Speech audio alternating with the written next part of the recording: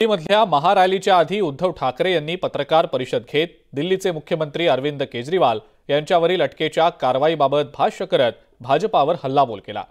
निवडणूक रोख्यांच्या बाबतीत भाजपचे जे बिंग फुटलेलं आहे त्याची चर्चा होऊ नये म्हणून केजरीवाल यांना अटक केल्याची टीका त्यांनी केलेली आहे।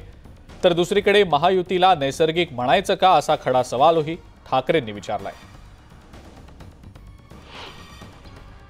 तर त्यांच्याकडचे जे ठग आहेत त्यांच्यावरच्या सगळ्या केसेस मागे घेतल्या जात आहेत।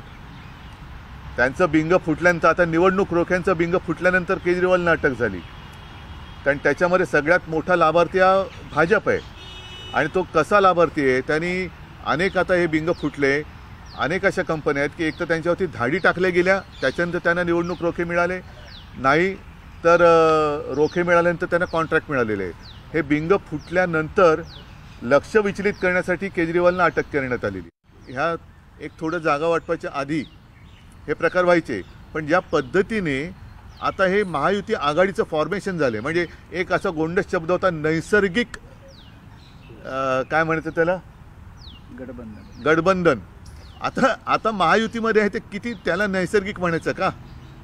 हे कोणतं आहे? म्हणजे सगळ्या भ्रष्टाचारानं सोबत घेऊन तुमची युती तुम्ही पुढे नेता, हे नैसर्गिक आहे का? म्हणजे भ्रष्टाचार तुमचा नैसर्गिक गुणधर्म आहे का?